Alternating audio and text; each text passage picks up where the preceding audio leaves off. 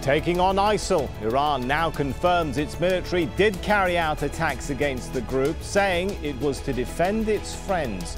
Is this the beginning of further Iranian military involvement in the fight against ISIL?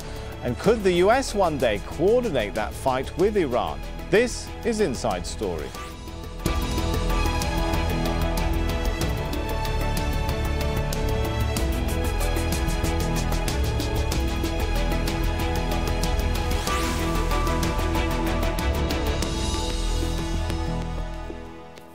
Hello and welcome to the show. I'm Sami Zeidan. After days of speculation, a senior Iranian official has now confirmed his country did carry out airstrikes against ISIL in neighboring Iraq. The Iranian Deputy Foreign Minister, Ibrahim Rahimpour, says the strikes were approved after a request by the Iraqi government. But he insisted, we did not have any coordination with the Americans. We have coordinated only with the Iraqi government. Well, he added the purpose of the strikes was the defense of the interests of our friends in Iraq. Nonetheless, that effectively aligns Iran with a coalition of countries that include the United States and Gulf nations, all of them currently targeting ISIL in Iraq and Syria. Well, Iran has long played a major role in the affairs of its neighbour. Let's take you through some of that history. Many members of Iraq's most powerful Shia political party sought refuge in Iran. That was during the reign of Saddam Hussein. And when they returned after 2003, Iran continued to exert influence over Shia Iraqi politicians. Now, the Quds Force, an elite unit of Iran's Revolutionary Guard led by Major General Qasem Soleimani, is said to have armed and trained Shia militias in Iraq. And though Iran denies it has troops fighting in Iraq, it has admitted to sending so-called military advisors. Let's bring in our guests into the show. In Tehran, we have Ghanbar Nader. He's a journalist with Kayhan International. That's a media organization under Iran's supreme leader. In Washington, D.C., Reza Marashi. He's the research director at the National Iranian-American Council. And here in Doha, we're joined by Joseph Kechichian, a senior columnist with Gulf News. Good to have you all with us. Let's start with Joseph here in the studio then. Why do you think Iran decided to carry out airstrikes when there is already a coalition of very powerful countries targeting ISIL?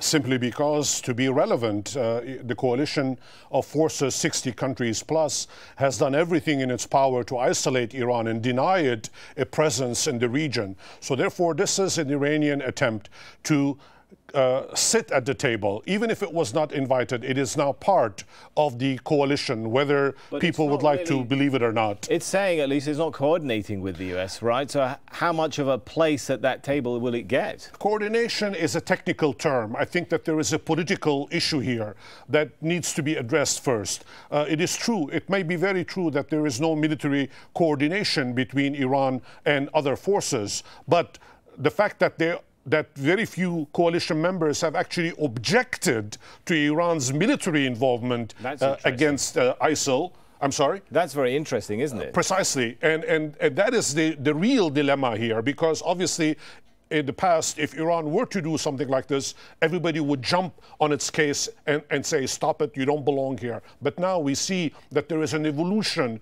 in how Iran is going to be brought to the table. Right, that's interesting. Let's bring in Ghanbar Nader from Tehran. Why did Iran decide now to admit that it's conducting airstrikes in Iraq?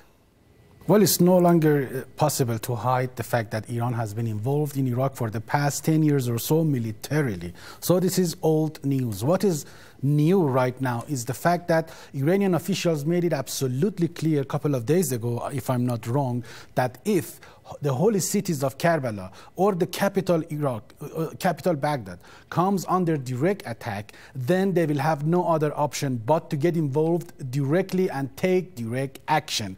And I'm afraid I have to disagree with your guest. Your distinguished guest said that Iran is trying to avoid isolation. This has nothing to do with isolation. It has everything to do with Iran's interests in Iraq.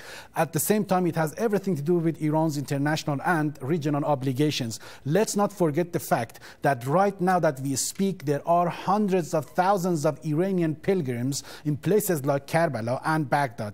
Who is going to protect these people? Who is going to offer protection? We all know, you know, I know, everybody knows that the Iraqi army and police are overstretched because of the ISIL. So that protection has to come from somewhere. All right, Americans obviously are not going to provide that. Iranians have no other option but to defend their people. All right, let's put this the question this way, though. Do you see a change in how other countries, the Gulf countries, the United States, have dealt with what is now the admission by the Iranian authorities that they are engaged militarily in Iraq? Do you see a difference in that attitude or stance compared to the past? Well, that's a very good question. Let's not forget the fact that I'd like your view talks from between Tehran Iran and the United States and the P5+1 were not just about Iran's nuclear program. It was also about cooperation and coordination in the fight against ISIL in both Iraq and Syria. So we see that that kind of thing has come, is on the table now. Iran has obligations. I am positive that they have made some kind of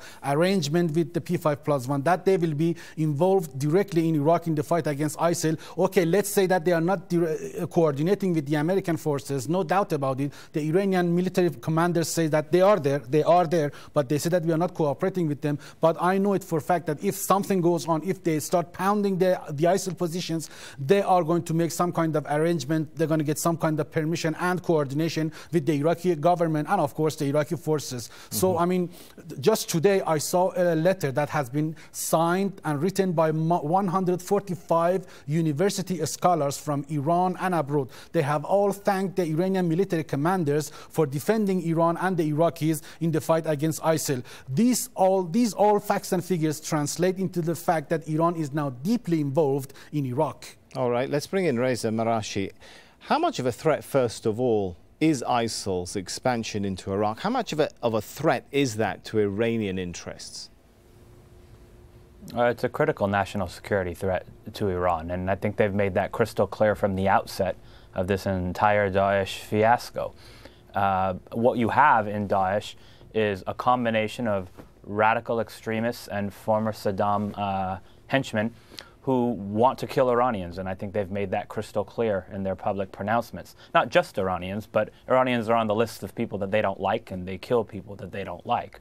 So the Iranians take it very seriously and from that perspective, and they also take it very seriously from a geopolitical or regional security perspective. Because Iran, if you look at the region writ large, has actually done a pretty good job of making sure that regional turmoil doesn't seep into its borders, whereas all of Iran's regional neighbors are essentially in flux right now. And inside of those bordering countries, you see a pretty significant amount of violence. Well, given what you've said, it sounds like there's some common ground here between Iran and the US. Can you see a day where Iran and the US are coordinating their military action? Or perhaps that day has already come if we listen to what Mr. Ghanbar was saying in some shape or form at the P5+1 meetings.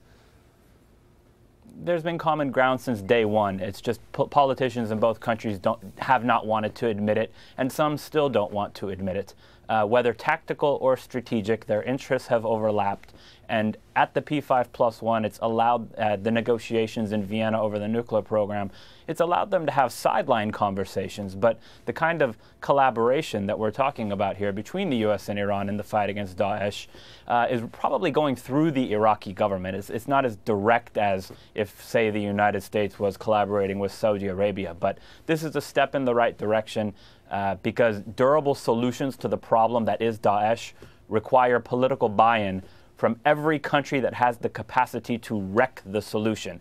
Iran and the United States both have the capacity to wreck the solution if their interests aren't met. So they are two critical actors. It's interesting you used that word solution. I want to ask Joseph here in the studio, is a solution coming together? I mean, Iran and the US may be on the same page when it comes to ISIL, but will greater Iranian military involvement help unify Iraq or further alienate Sunnis in Iraq? I mean, they're a part of the picture too, aren't they?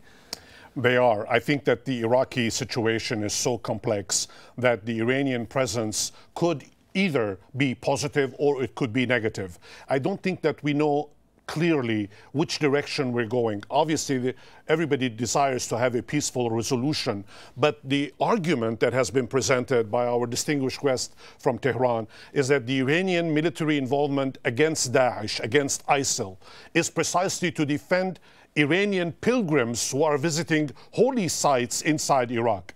Well, the attacks occurred along the border side. The holy sites are in Najaf and elsewhere. pretty far away. But this is the old argument that the Iranians have also presented when they got involved militarily inside Syria, directly and indirectly through Hezbollah in Lebanon, where they presumably defended Sayyida Zainab's sanctuary outside of Damascus. I think that we should not really cover for their national interests. Is that what you're saying? Precisely, but there is a legitimate Iranian interest against ISIL, to fight against ISIL, although in my humble opinion, the Iranians have not been successful in explaining to the international coalition that in fact they have a clear idea of how they would go about being part of the coalition. And what I said earlier about the fact that Iran would like to be relevant at the table, it's actually, in my way of thinking, is to add value to the Iranian presence, not the opposite, because the Iranians are, whether we like it or not, isolated from the international community. This would bring them directly to the table. And even though your Iranian guest will not agree with me that Iran is isolated, the reality is what it is on the ground. Finally, if we follow his logic that Iranian national security interest requires them to send forces to defend potential hundreds of thousands of Iranian pilgrims, then I think if you're sitting in Saudi Arabia and you hear this message, you could await to have lots of Iranian forces interfere to actually defend Mecca and Medina. That is the tip of the iceberg of a major confrontation. That is an interesting point. Let's go to Mr. We have to Naderi. see the, excuse me, we have to see the elephant in the room. They want regime change in Syria. Iran doesn't accept that. Syria is Iran's red line. That's why Iran is not part of the coalition. But at the same time, it doesn't mean that it doesn't have international or regional obligations. This is the problem. This is the sticky point. Iran has to be there. Yes, it has to defend Iranian pilgrims. But at the same time, let's not forget that it was the Iranians that helped the Americans stop insurgency in Fallujah a couple of years ago. Now, there is a reason why ISIL is being pushed back. From the air because of the airstrikes by the coalition forces, no doubt about it, and from the ground because of the help that the Iranian government and the commanders and the military are offering to the Iraqi army and the volunteer forces. They have built up a volunteer force there that is a force to be reckoned with, no doubt about it. So you cannot, undermine the positive role that Iran is playing right now. For any reason, it doesn't matter. We have to see the final product. Even John Kerry says that Iran's... While it may be seen, Iran's role may be seen as positive from the perspective of the Iraqi government by the Americans, are you not concerned Iran's role may be alienating the other half of Iraqi society, and that's the Sunni tribes? I mean, just to give an example here, when you have a situation where Iran is now saying, yes, we are carrying out airstrikes in Iraq, but the Prime Minister of Iraq is saying he has no knowledge of it, will that not strengthen the perception amongst Sunnis that actually Iran is the one that is calling the shots in Iraq, not an independent sovereign Iraqi government? This is a fine... there is a fine line now that they have to walk on it. The problem is that Iran doesn't want to create sensitivity, that this is a war between Shias and Sunnis. Iran doesn't want to do that. Right now we have the volunteer force and the Iraqi officials, even the president has met with the Sunni leaders, tribal leaders, and they have also said that they want to be part of this volunteer force. Why? Because Iran wants to stop, to give this impression that this is about a war between Shias and Sunni, or Iran just cares about the Shia population. That is not the case. This is unfair, because now the volunteer force, go check the news, go talk to the Iraqi officials. The volunteer force now comprises of Sunni and Shia youth and trained forces, and Iran is training them. Why? Because Iran believes that if the security is not there in Iraq, there is no security in Iran. It's not just about Iran's national interest, it's also about Iraq. I talked to Iran's Navy commander a couple of months ago, and I asked him about the presence of US aircraft carriers in the Persian Gulf. I said, well, how do you see the situation? He said, and he made an interesting statement. He said that, look, these aircraft carriers are going to leave the region, and this region belongs to its people, like us and the rest of the regional countries. So at the end of the day, Iraq belongs to the Iraqi people. That's why we will be there, because we're going to be going to the holy cities for pilgrimage. That's why we need Iraq to be safe. Let me bring in Reza Marashi. It's not just because about... Let me bring in Reza Marashi. I think the bottom line from what we're hearing from Mr. Ghanbar is that this is not an ideological or sectarian fight for Iran. Is that the case when you look at the history of some of the key Iranian figures who are playing a role in this fight, like Qasem Soleimani, the leader of the Quds Force? He's seen as a very ideologically driven figure and person. He's very heavily associated with the arming and training of Shiite militias, non-governmental, non-state actors in Iraq, not with Sunni interests. I mean, how much of this is ideology and how much of it is national security, or are the two overlapped? I think the two definitely overlap, and one becomes more important than the other, depending on the realities on the ground and the individuals inside Iran, Saudi Arabia, and other regional countries that have influence. But the reality of the situation is that there's no question that until fairly recently, and I'm talking the last couple of months, Iran did overplay its hand in Iraq, and that helped contribute. It didn't cause, but it helped contribute to a greater level of instability. I think in more recent months, you've seen Iran step back from that brink, not to the degree that it should, but I'll give credit where credit is due and say that it's done more than it had in the past to try and prevent the sectarian issue from spilling over into ways that would be even more destructive than we see today. Now, that being said, it's important to point out that countries like Saudi Arabia especially, but other Arab Persian Gulf countries, have not been willing participants, to put it diplomatically, in trying to walk this issue back from the brink. So it's difficult for the Iranian government to move in a different direction if there's not a willing participant on the other end. I think you're seeing more flexibility from the Iranian side than you have from the Saudi side, and the reality of the situation is if they don't find a way to meet somewhere in the middle, these problems in Iraq aren't going to go away, and there has to be a greater willingness on the part of Saudi Arabia to accept the demographic realities in post-war Iraq, and these are demographic realities that the American invasion brought to the forefront. We have to be realistic about that. But we also should be equally realistic about the responsibility of the Iranian government to be less sectarian, to be more inclusive. All right, I want to bring Joseph into the discussion once again on this point. Where do you see this going? Do you think a greater admission of Iranian military involvement might undermine the participation of some of the Gulf countries, the Sunni Arab countries, in the fight against ISIL? I highly doubt that. I think Saudi Arabia has essentially drawn the red line. I think that they will fight for the future of Iraq as much as anything else. Iran is a neighboring country to Saudi Arabia. It is a real power in the region, but it is one of two major powers. It cannot dominate the region, and the Saudis will not stand for it. There's got to be some kind of a dialogue between Riyadh and Tehran. In the past, the Saudis have been... any sign of that? It doesn't seem to be the case. In the past 2 years, in the past few years, there've been a lot of animosities because of the involvement in Syria and now in Yemen with the Houthis receiving Iranian support. But over the long term, these are neighboring countries that have to find language with each other. They are fellow Muslim countries as well. So the animosity will end, but it will not be a unbalanced relationship as it used to be in the past. I think we're going to see a new chapter. Saudi Arabia is emerging as the leader of the Gulf states. Make no mistake about that. It has the geography, it has the demographics, it has the wealth, and Iran is a neighboring country with which it will measure itself. And the disputes that exist in the region will have to be resolved by both sides without either one of them pretending to dominate the region. All right, interesting point. One of the points you raised, Mr. Ghanbar Nader, is about Syria. If we see Iran admitting that it's engaging in military airstrikes in Iraq, might we not see Iran also engage in military airstrikes in Syria to back up the Assad regime? Well, Iran has been helping the government in Damascus for the past 2 years or so. Iran also warned about the Syrian spillover. Nobody listened to what Iran said. Nobody took note of Iran's warning.